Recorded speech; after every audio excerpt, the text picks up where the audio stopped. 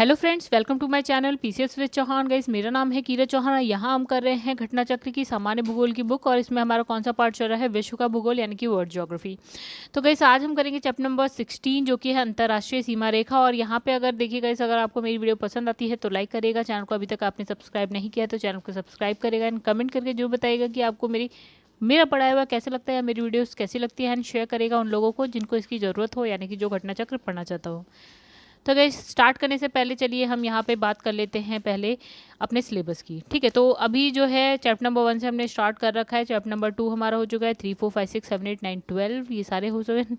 और उसके बाद 13, 14 सब हो चुका है गाइज। आज हम करेंगे 16, चैप्टर नंबर 16 यानी कि अंतर्राष्ट्रीय सीमा रेखा है, जो कि बहुत ही इंपॉर्टेंट चैप्टर है। हालांकि क्वेश्चन बहुत ज़्यादा नहीं पूछते, लेकिन आपको पता होना चाहिए। ठीक है, और उसके बाद के भी चैप्टर जो भी हैं यहाँ पे आप देख सकते हैं गाइस कि हमें अभी आगे क्या क्या करना है। तो दोस्तों चलिए फिर क्या करते हैं, फटाफट करते हैं स्टार्ट। ये भी बहुत बड़ा चैप्टर नहीं है, छोटा सा चैप्टर है हमारा, फटाफट हो जाएगा ख़त्म। तो देखिए यहाँ लिखा है अंतर्राष्ट्रीय सीमा रेखा है। इसमें लिखा है विश्व में अनेक ऐसे देश हैं जिनके बीच की अंतर्राष्ट्रीय सीमा रेखा ऐतिहासिक विवादों के कारण चर्चित रही है। मतलब चर्चा में रहती है। मतलब जैसे आप देख लीजिए, भारत और चाइना के बीच रहती है। ठीक है, तो भारत पाकिस्तान के बीच भी आप कह सकते हैं पीओके को लेकर तो लड़ाई होती रहती है। ठीक है, तो इन सीमा रेखाओं का संक्षिप्त विवरण निम्नलिखित है। तो गाइस चलिए हम सीमा रेखाएं पढ़ते हैं। तो यहाँ पे लिखा है रियो ग्रांडो नदी। ये कहाँ पे मिलेगी आपको? तो दोस्तों ये आपको मिलेगी, जैसे आप जब नॉर्थ अमेरिका कॉन्टिनेंट जो भी ये बनाते इस तरह से बनाते, कुछ इस तरह से। ठीक है, तो गाइस देखिए यहाँ पे आपको ये हो गया आपका कनाडा। ठीक है, ये हो जाता है आपका USA, United state of America, और ये हो जाता है आपके पास मैक्सिको।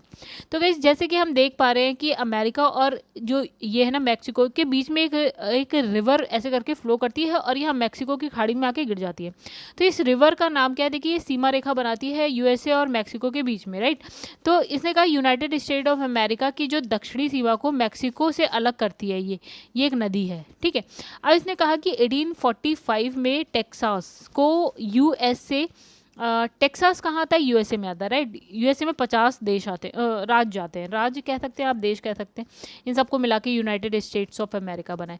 तो इसने कहा कि जो यूएसए में है टेक्सास, तो टेक्सास को यूएसए संयुक्त राज्य अमेरिका में मिलाए जाने के बाद चिन्हित किया गया था। ठीक है, तो उसने कहा इसका जो है बेसिन यूएसए, यानी कि इसकी बात हो रही है, रियो ग्रांडो नदी की हो रही है। तो इसका बेसिन जो है आपका यूएसए एवं मैक्सिको दोनों देशों में फैला हुआ है। तो गाइस नदी है, नदी तो ये देखेगी नहीं कौन सा देश है। ठीक है, वो तो इधर भी अगर उसका बेसिन होगा तो दोनों ही साइड होगा जब बॉर्डर पे बह रही है तो। ठीक है, तो उसका बेसिन यूएसए में भी है, आपको मैक्सिको में भी मिल जाएगा। ठीक है, इसमें लिखा है कि विक्टोरिया झील, ये दूसरा हो गया, वो पहला वाला खत्म हो गया रियो ग्रांडो। तो विक्टोरिया झील की बात कर लेते हैं गाइस यहाँ पे। तो विक्टोरिया झील को विक्टोरिया न्याजा के नाम से भी जाना जाता है। ठीक है, ये सतह पर विश्व की दूसरी सबसे बड़ी ताजे पानी की झील है। ठीक है, तो गाइस आप कमेंट करके बताइएगा पहली सबसे बड़ी ताजे पानी की झील कौन सी है विश्व में। ठीक है, अब लिखा है कि ये विक्टोरिया झील की बात हो रही है, तो यहाँ हम पहुँच गए अफ्रीका महाद्वीप पे। ठीक है, तो जब आप अफ्रीका महाद्वीप बनाते गए, इस बीच में आपको विक्टोरिया झील मिलेगी, और यहाँ बहुत सारे ऐसे उसके चारों तरफ देश मिल जाएंगे। ठीक है, जो मतलब एक झील ऐसी है कि जो आधी पाकिस्तान में आधी इंडिया में ऐसे करके, तो ऐसे करके बहुत सारे देश जो है ना चिपके हुए हैं इस झील से। ठीक है, तो देखिए यहाँ पे क्या लिखा है, इस झील पर तंजानिया है, युगांडा है, केन्या, तीनों देशों का ही क्या है? प्रशासनिक अधिकार है। ये झील जो है युगांडा, केन्या, तंजानिया के बीच क्या बनाती है? अंतर्राष्ट्रीय सीमा बनाती है। ठीक है, अब थर्ड पे आ जाते हैं। तो ये है आपका मैकमोहन रेखा। ठीक है, तो ये तो हम जानते होंगे भारत से रिलेटेड। तो ये जो है भारत और चाइना के बीच में जो आपकी सीमा है ना, बॉर्डर है, वो इससे बनता है, मैकमोहन लाइन से, राइट। तो इसका निर्माण कब हुआ था? शिमला संधि होती है 1914 में। ठीक, सॉरी 1914 में होती है। ये ब्रिटेन और तिब्बत के बीच संपन्न हुई, यानी कि तब भारत में तो ब्रिटिशर्स ही थे, तो उनके अब तिब्बत हुआ करता था, जिस पर आज चीन का कब्जा है, या हम कह सकते हैं कि तिब्बत अब चीन का ही पार्ट है। ठीक है, तो जो पहले हुआ करता था वो ब्रिटेन हुआ करता था और तिब्बत हुआ करता था। तो इनके मध्य हुआ ये समझौता, कौन सा है गाइस? ये हो गया शिमला संधि, हो गई है 1914 की बात है। और इसका जो नाम ये जो मैकमोहन नाम रखा है वो किसके नाम पे है? सर हेनरी मैकमोहन के नाम पे ये हो गया मैकमोहन रेखा। किसके किसके? भारत और तिब्बत चाइना के बीच में। तो सर हेनरी मैकमोहन जो है भारत के लिए विदेश सचिव और संधि के प्रमुख ब्रिटिश मध्यस्थ थे। ठीक है, आगे बढ़ते। तो भारत इसे क्या है? स्थायी राष्ट्रीय सीमा मानता है। ठीक है, भारत मानता है, जबकि चाइना जो है, देखिए भारत तो लड़ाई वैसे भी नहीं करना चाहता, वो तो संतुष्ट रहता है। तो यहाँ पे इसने कहा ये तो स्थायी राष्ट्रीय सीमा मान लेता है भारत, लेकिन अब चाइना तो लड़ने में तुला रहता है, तो चाइना जो है इसे अस्थायी नियंत्रण रेखा मात्र ही मानता है, मतलब वो मानता ही नहीं है चाइना, तभी तो इस साइड भारत की साइड आता चला जा रहा है। ठीक है, अब लिखा है यहाँ तक कि चीन जो है शिमला संधि को ही नहीं मानता। तो जब वो शिमला संधि को नहीं मानता तो वो मैकमोहन लाइन को कैसे मान लेगा? चलिए आगे बढ़ जाते हैं। अब यहाँ लिखा है मैगिनॉट रेखा। ठीक है, मैगिनॉट रेखा का निर्माण देखिए यहाँ लिखा है फ्रांस के प्रथम विश्व युद्ध के दौरान किया गया था।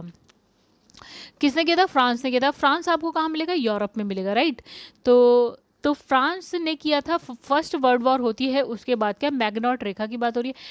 और ये जो है फ्रांस और जर्मनी, ठीक है, तो ये फ्रांस की सीमा को जर्मनी और इटली से अलग करता है। तो गाइस जब आप यूरोप में देखते हैं ना, तो सपोज कि ये यूरोप है, ठीक है, तो यहाँ पे आपको ओके थोड़ा सा बना ही देते हैं गाइस, वैसे ही जैसा होता है, तो ये कुछ इस तरह से है। ठीक है, तो यहाँ पे जैसे है जर्मनी, यहाँ पे है फ्रांस, ये है आपका इटली, तो कुछ इस तो भी गलत बन गया दोस्तों। तो मान लो यहाँ पे है जर्मनी, तो ये कुछ इस तरह से बनेगी, जो जर्मनी के और फ्रांस के बीच में भी बन जाएगी और इटली और फ्रांस के बीच में भी बन जाएगी। ठीक है, मैग्नॉट रेखा हो गई। ठीक है, अब फ्रांस और इटली की सीमा को जो है अल्पाइन लाइन के नाम से भी जाना जाता है। ठीक है, तो ये है ऐसे करके बनता है। तो यहाँ पे हो गया फ्रांस, यहाँ पे हो गया आपका इटली, तो इसके बीच की जो ये लाइन है उसको अल्पाइन लाइन के नाम से भी जाना जाता है। ओके, अब लिखा है कंक्रीट की बनी इस अंतर्राष्ट्रीय सीमा का निर्माण 1930 से 35 में किया गया था। अब चलिए आगे बढ़ते हैं। अब लिखा है ऊपरी राइन जो नदी है, ऊपरी राइन रिवर। ठीक है, तो गाइस राइन रिवर कहाँ से निकलती है? आपकी एल्प्स पर्वत से निकलती है। एल्प्स पर्वत आपका कहाँ है? स्विट्जरलैंड में आता है, मतलब और स्विट्जरलैंड के बाहर भी, ऐसा नहीं है, मेन जो है स्विट्जरलैंड में आता है। यहाँ से एक रिवर निकलती है राइन, इसके इधर है जर्मनी, इसके इधर है फ्रांस, हम बात कर रहे हैं यूरोप की। ठीक है, तब इसने क्या कहा? ऊपरी राइन रिवर यानी नदी जो है फ्रांस और जर्मनी की सीमा बनाती है। चलिए आगे बढ़ जाते हैं।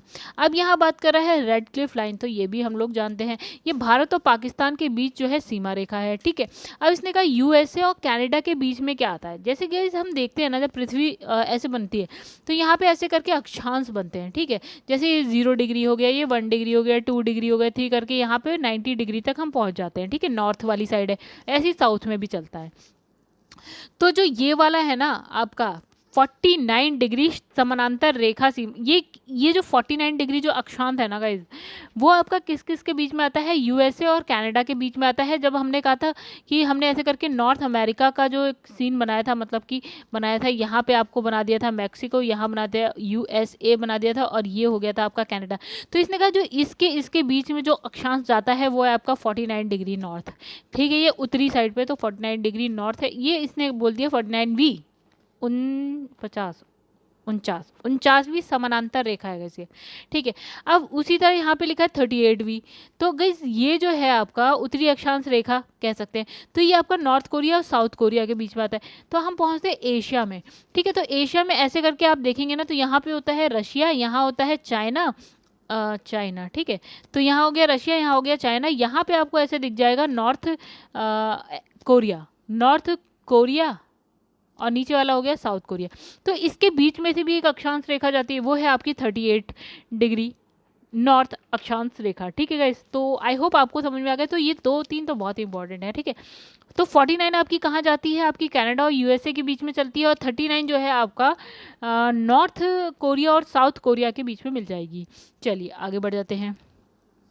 इसमें लिखा है ऑर्डनीस लाइन। ठीक है, ये आपको मिलेगी पोलैंड और पूर्वी जर्मनी के को पृथक करती है। आप देखिएगा, ये सपोज आपने क्या बना दिया? यूरोप बना दिया। तो यहाँ पे देखिए, यहाँ पे होता है फ्रांस, यहाँ होता है जर्मनी, फिर मान लेते हैं यहाँ पे होता है पोलैंड। तो पोलैंड और जर्मनी के बीच में जो लाइन है वो हो गई आपकी ऑर्डनीस लाइन। ठीक है, अब आ जाती है डूरेंट लाइन पे। तो गाइज ये भी हमसे ही रिलेट करते हैं। डूरेंट देखिए, डूरेंट क्या है? को पाकिस्तान से क्या करती है, अलग करती है। ठीक है, अब आज देखिए डूरंट का कहानी ये भी है कि पाकिस्तान का कौन सा पार्ट जो है, तो गाइस हम कह सकते हैं ना पीओके भी आता है उसमें। ठीक है, तो ये कहीं ना कहीं भारत को भी कर सकती है, कह सकते हैं अगर पीओके को हम अपना मान लेते हैं तो हमारा ही है वैसे तो।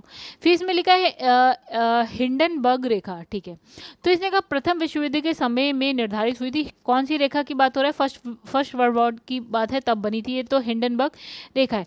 तो देखिए यहाँ पे लिखा है जर्मनी एवं बेल्जियम। ठीक है, फ्रांस के मध्य सीमा निर्धारित करती है। जर्मनी एवं बेल्जियम कॉमा फ्रांस के मध्य, ये क्या यूरोप की बात हो रही है, तो ये कौन सी रेखा की बात हो रही है, हिंडनबर्ग। कब की बात हो रही है, फर्स्ट वर्ल्ड वॉर की बात हो रही है।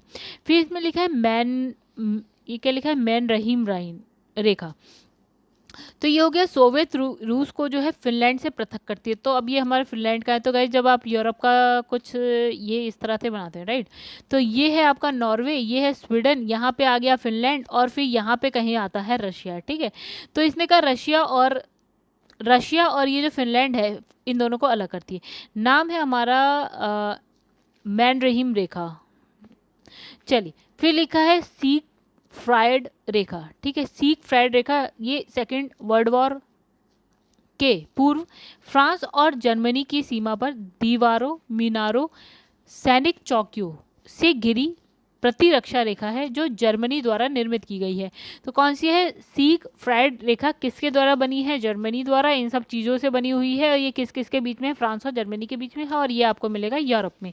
चलिए फिर हम क्वेश्चन आंसर करते हैं गाइस। इससे पहले अगर आपको मेरा पढ़ाया हुआ अच्छा लगता है तो प्लीज़ वीडियो को लाइक करिएगा। चलिए यहाँ पे देखिए क्या लिखा है, निम्नलिखित में से कौन सा गलत है ये बता रहा है।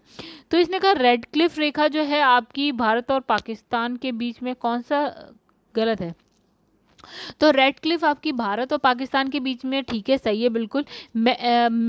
मैग्नॉट अभी हमने देखा फ्रांस और जर्मनी के बीच में, बिल्कुल सही। डूरंट रेखा इसने कहा बांग्लादेश और भारत के बीच में, नहीं गए, ये बांग्लादेश और भारत के बीच में तो नहीं है। अभी जो हमने पढ़ा अफगानिस्तान और पाकिस्तान के बीच में, या पीओके को भी अगर आप मिला देते हैं तो भारत और अफगानिस्तान भी आप बोल सकते हैं। ठीक है, फिर हिंडनबर्ग रेखा जो है बेल्जियम जर्मनी के बीच में। चलिए आगे बढ़ जाते हैं। ठीक है, इसमें गाइस आप इसे एक बार ऐसे ही पढ़ सकते हैं, वीडियो छोटी सी है, नोट्स देख लीजिएगा, हमने वही सब पढ़ा है जो यहाँ पे लिखा हुआ है, उससे ज़्यादा अलग कुछ भी नहीं है। ठीक है, बाकी आप एक बार इसे पढ़ लीजिएगा। तो चलिए हम पढ़ ही देते हैं। लिखा है भारत और पाकिस्तान के मध्य जो है अंतर्राष्ट्रीय सीमा का निर्धारण रेड क्लिफ रेखा के द्वारा हुआ, भारत पाकिस्तान। ठीक है, फिर है मैगिनॉट रेखा जो है फ्रांस की सीमा को जर्मनी और इटली दोनों से अलग कर दी है। ठीक है, डूरेंट रेखा की बात करें तो भारत एवं पाकिस्तान, या भारत और अफगानिस्तान तथा भारत अफगानिस्तान, पाकिस्तान अफगानिस्तान के मध्य खींची गई है। भारत का कौन सा वाला पार्ट हो गया, पीओके वाला गाइस। ठीक है, मतलब पाक अधिकृत कश्मीर, पाक ऑक्यूपाइड कश्मीर। ठीक है, तो इसी प्रकार जो है हिंडनबर्ग रेखा जो है जर्मनी और बेल्जियम के मध्य अंतर्राष्ट्रीय सीमा रेखा का निर्धारण करती है। चलिए आगे बढ़ जाते हैं। निम्नलिखित नदियों में से कौन जो है अंतर्राष्ट्रीय सीमा बनाती है, तो गाइस देखिए अंतर्राष्ट्रीय सीमा कौन बनाती है, एक तो हमने सुना राइन, ये फ्रांस और जर्मनी के बीच में बना देती है। ठीक है, अब एक है रियो ग्रांडो जो है गाइस, वो आपकी बना देती है मैक्सिको और यूएसए के बीच में। तो ये दोनों तो हमने अभी पढ़ा, बाकी कोई नहीं बनाती है। ठीक है, तो नाइल अब जो है आपकी पूरी की पूरी कहाँ, इजिप्ट में बह रही है। ठीक है, और सिंधु जो है, अगर देखिए अंतर्राष्ट्रीय सीमा तो नहीं बनाती है, हालांकि भारत और फिर उसके बाद पाकिस्तान दोनों में बहती है, लेकिन ऐसा नहीं है सीमा बनाती है। ठीक है, बाकी तो देखिए यहाँ पे क्या लिखा है कि रियो ग्रांडो नदी जो है यूएसए और मैक्सिको, दक्षिणी यूएसए का कौन सा पार्ट है, दक्षिणी साइड, और मैक्सिको का कौन सा पार्ट हो गया, उत्तरी साइड हो गया ऑब्वियसली। ठीक है, तो इसने कहा 1845 में क्या है, चिन्हित की गई है। ठीक है, अब इसने कहा उत्तरी राइन रिवर जो है फ्रांस और जर्मनी के बीच में सीमा बनाती है।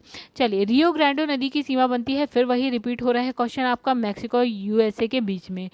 फिर है निम्नलिखित में से जो है कौन सी एक झील जो है तंजानिया युगांडा के बीच अंतर्राष्ट्रीय सीमा बनाती है, तो गाइस हमने कौन सी पढ़ी थी, विक्टोरिया पढ़ी थी। तो विक्टोरिया तो बहुतों के बीच में बनाती है। चलो आओ देखें किस किस के, युगांडा तंजानिया के बीच में, फिर युगांडा केनिया के बीच में, एंड केनिया तंजानिया के बीच में। ठीक है, आगे यहाँ पे एक लिखा है नीचे दिए हुए मानचित्र पर ध्यान दीजिए। चलिए ध्यान दे दिया हमने। तो यहाँ पे क्या क्या लिखा है, अफगानिस्तान लिखा है, यहाँ पंजाब लिखा है, बलूचिस्तान लिखा है। ओके, तो ये पंजाब भी पाकिस्तान वाला होगा गाइस, राजपूताना लिखा है, ये तो कहाँ का मैप है गाइस। तो इसमें मानचित्र में बिंदुओं से बनी टूटी रेखा है। तो गाइस अगर ये हम पाकिस्तान बलूचिस्तान, तो देखिए पाकिस्तान में ये पंजाबी पाकिस्तान वाला ही होगा, तो ये कौन सी रेखा होगी, ये डूरेंट रेखा होने चाहिए। चलिए देखते हैं, तो ये ए हमारा आंसर हो सकता है, डूरेंट रेखा। आइए देख लेते हैं कि हम सही हैं या गलत। तो गाइस देखिए ए ही आंसर है, यानी कि पाकिस्तान अफगानिस्तान के मानचित्र को देखने से स्पष्ट होता है कि जो मानचित्र में बिंदु से प्रदर्शित टूटी हुई जो रेखा है वो दोनों देशों की सीमा है, और ये कौन सी लाइन है आपकी, डूरेंट। ठीक है, मैकमोहन जो है वो भारत और चाइना के बीच में है, तो हमारा आंसर हो गया ए। ठीक है, तो ये कब ये एक संधि हुई थी, कौन सी संधि हुई थी, शिमला संधि 1914 में, तब ब्रिटेन और तिब्बत के बीच में। तो देखिए भारत तो इसे मानता है लेकिन चाइना इसे नहीं मानता, अस्थायी मानता है। ठीक है, भारत तो स्थायी सीमा रेखा मानता है। ठीक है, रेड क्लिफ लाइन की अगर हम बात करें तो रेड क्लिफ लाइन किस किसके बीच में थी, तो गैस ये किसके बीच में, भारत और पाकिस्तान के बीच में। चलिए आगे बढ़ जाते हैं हम लोग। तो फिर गैस 38 हमने कहाँ देखा था, नॉर्थ अमेरिका और साउथ अमेरिका के बीच में। तो डी है नॉर्थ अमेरिका और साउथ अमेरिका के बीच में। चलिए आगे बढ़ जाते हैं। अब इसने कहा 30, हाँ गाइस एक बार फिर से, चलिए ये वही क्वेश्चन है। तो ये क्या है, 38 डिग्री उत्तरी अक्षांश है north America, north Korea and south Korea के बीच में। ठीक है, उत्तरी अक्षांश, नॉर्थ साइड में, नॉर्थ साइड में, इसीलिए उत्तरी अक्षांश। चलिए नेक्स्ट इसमें लिखा है मैगनॉट रेखा की अगर बात करें, फ्रांस और जर्मनी के बीच सीमा रेखा है। ठीक है, तो इसमें लिखा है मैगनॉट रेखा जो है, यानी कि लाइन का निर्धारण जो है फ्रांस ने किया था, कब, फर्स्ट वर्ल्ड वॉर के दौरान किया था। ये फ्रांस की सीमा को जो है जर्मनी और इटली से अलग करती है। तो गाइस देखिए यहाँ पे हमारा ये चैप्टर भी हो गया खत्म। गाइस अगर आपको चैप्टर पसंद आए तो चैप्टर को लाइक करिएगा। ठीक है, मतलब मेरे वीडियो को लाइक करिएगा एंड कमेंट करके जरूर बताइएगा कि आपको कैसे लगा, प्लस शेयर करिएगा अगर आपको पसंद आए तो। एंड गाइस मेरा जो चैनल है उसको सब्सक्राइब करिएगा। मेरे चैनल का नाम है यूपी पीसीएस विद चौहान है, मेरा नाम है कीरत चौहान।